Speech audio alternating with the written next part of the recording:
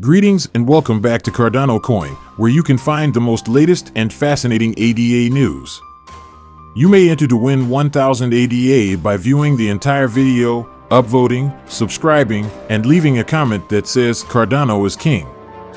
The winners will be chosen the following month and announced on the channel's community page. Okay, maybe not in terms of price movement, Cardano was slated to have its greatest week of the year.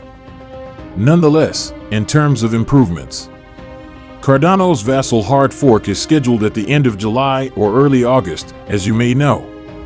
And for months, if not years, this has been something that many investors in the cryptocurrency world have been anticipating. In today's video, I want to briefly discuss the market's current situation, including some positive and negative news, as well as, more significantly, what is happening with Cardano. So do let me know if you like this kind of stuff. Join the channel if you like the video. And let's get started by discussing the whole crypto industry. When we look at the crypto market as a whole, 2 or 3 negative things occur. First, it's not good that the market capitalization of Bitcoin and all other cryptocurrencies has gone below $1 trillion. There may be more short-term pain if that crucial psychological level for the entire cryptocurrency market is breached, and before the market bounces and rallies back up to new record highs, other things are happening that we have repeatedly mentioned on the channel and that I have also discussed on Twitter. Make sure to follow me there if you haven't already, but we could see that on June 3rd, 2022. So I said a few days ago that Bitcoin needed to maintain its 200-week moving average in order to prevent additional declines. Regrettably, what we observed was that Bitcoin had crossed above it when it reached a high of 24,200. However, it was turned down at this 200-week moving average's weekly closing. So once more, this is a poor omen for the broader market, given that not only has the market for cryptocurrencies as a whole fallen below $1 trillion, the fact that Bitcoin did not end the week above this 200-week moving average was another thing we saw. And if we zoom in, you can see that we have hardly ever fallen below this 200-week moving average throughout the history of Bitcoin. But as on June 13th, we have essentially spent every day underneath it. As a result, the market has a short-term negative view, suggesting that things may not yet be at their worst and that there is still potential for additional decline. And when the Federal Reserve releases interest rate information, we'll keep a watch on this. Later in the week, we'll see new inflation numbers published along with the results of this GDP report. Let's now discuss some of the positive news. According to newly updated statistics from CoinShares, we have observed an increase in institutional investment in cryptocurrencies. You could notice that 2 weeks ago. Just 2 weeks ago, there were really inflows of more over $300 million, which was a great surprise. We have seen that institutions are now understanding that even if the market may not have reached its bottom, this is a wonderful moment to purchase and that we should be increasing our positions. And it was clear that over $343 million was invested in the cryptocurrency industry, more especially in Bitcoin and Ethereum, 2 popular digital asset investment products. And this last week's development is a really promising omen. Another week of inflows totaling $29.6 million was visible to everybody. Ethereum has 8.1 million investors compared to 19 million for Bitcoin. And as you can see, Cardano had a respectable 1.4 million, whereas Solana got 1.8 million. The key development here is that institutions are now beginning to invest more money back into the cryptocurrency market. This is crucial because only a few weeks ago, there were record-breaking outflows from the market, and now we are witnessing virtually record-breaking inflows. All of this demonstrates to us that, even if prices could see a little bit more short-term pain and perhaps things won't recover as soon as we anticipated, the big money players are understanding that this is a fantastic time to enter the market. And the amount of money they have invested demonstrates this. Another positive development is that recent news regarding Elon Musk and Tesla have appeared. Therefore, while many people were focused on Tesla selling 75% of its Bitcoin, many people appear to have forgotten that they actually only sold 75%, meaning they still had 25% of their holdings. According to a recent report that was released along with their quarterly report earlier this week, that 25% of their assets amounts to $222 million. In spite of all the FUD coming from Matt and the mainstream media about Tesla selling their Bitcoin because they no longer believed in it, it is encouraging to read this. The fact is that they still have digital assets worth more than $220 million on their financial sheet. And according to Elon Musk, they just had to sell it to make sure that the firm had enough cash reserves and that their most recent financial report seemed better, because otherwise they would have had some bad and unfavorable data that would have been unappealing to investors. He didn't state that they were never going to purchase it again since he was bearish on Bitcoin, therefore that is the major reason why they sold it. But it's encouraging to see that the story is evolving a little. We've moved past concentrating on the drawbacks of what Tesla sold. We're stating that they still have more than $200 million in Bitcoin and that they've never expressed a sour view on the currency. Before we discuss Cardano, one more piece of encouraging news is what has been happening with the cryptocurrency startup that an ex-Meta employee started. Its name is Aptos, and it recently completed a $150 million funding round that was co-led by FTX and some of the other top players in the cryptocurrency industry. In addition to FTX and FTX Jump Crypto, other well-known investors included Undressing Horowitz, Multicoin, and Capital Circle Ventures. However, the most crucial aspect of this situation is not what this business does. It's not that a former Meta employee founded it. The crucial factor in this situation is that no money is being invested because the cryptocurrency market is in such a bear market winter. In spite of the state of the market, corporations are nonetheless continuously raising hundreds of millions of dollars each month. Therefore, the big money players are still present. And given all the market is doing, the fact that a $150 million investment round is still ongoing is a clear indication that you should start expanding your portfolio and getting your firms ready for the next bull market.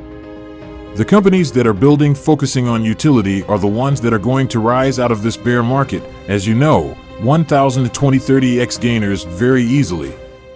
In every single crypto bear market, we've seen smaller companies that are now established that haven't done well, they get burnt out, they die, they completely disappear. These are the ones that are genuinely concerned with creating usefulness and genuine worth. As a result, we continue to see money being raised. I'm now discussing what has been happening with Cardano. The Cardano's Basel hard fork is approaching quickly, so that's the first item to note. We'll speak about this in a moment, but some people are concerned that it won't happen by the end of July. However, what's relevant at the moment is that Cardano has passed two significant milestones during the past several weeks. The Cardano ecosystem has not had any significant outages for 17,160 days. This is crucial since everyone is constantly concerned about the security of your money and the network. We can observe that competitors like Solana have experienced outages repeatedly, and even other Layer 1 blockchains have experienced outages. But Cardano hasn't seen any big outages in over 17,150 days, which is a record and one of the longest streaks we've seen in the cryptocurrency sector. This is wonderful news since Cardano has been put to the test throughout a down market. We've seen it put to the test during bull markets when there was a lot of volatility and money flowing around. During those times, problems normally arise because they can't handle the volume. But nothing took place. Cardano just operated without any problems. And I believe that over the long term, this will prove to be very, very bullish for investors, developers, and projects in general, because people want to build on networks they know are dependable and won't have any problems with, and they want to invest their money in places they know are dependable and won't have problems. It's thus quite fascinating to witness that. The construction of smart contracts reached a new milestone thanks to Cardano, which is another thing that has happened. Therefore, Cardano is really created using the functional programming language Haskell for those who are unfamiliar. The crucial aspect of this is that it isn't as popular as, say, Python or Java, or really any other blockchain out there, in terms of programming languages. The issue with it was that many people said, look, Toronto is going to struggle to develop because not as many people know the computer language at the time Cardano was originally established. Therefore, developers are likely to decide to construct somewhere else based only on that fact. They will not select Coronado. The good news is that Charles Hoskinson, a co-founder of Cardano, recently revealed a project that was the first ever untyped Plutus core program that was totally produced, generated, and serialized using just TypeScript. Thus, this milestone essentially indicated that Cardano developers would eventually be able to utilize and create smart contracts on Cardano using TypeScript, which will likely become a lot more popular programming language in the near future, rather than having to only use Haskell.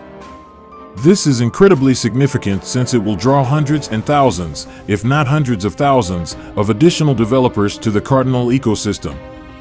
If you're a developer, you should now be aware that there is a possibility and an opportunity to avoid using the Haskell programming language and instead use a language you are more comfortable with.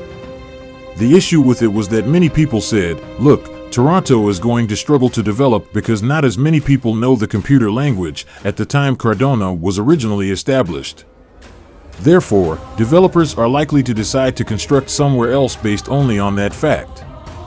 They will not select Coronado.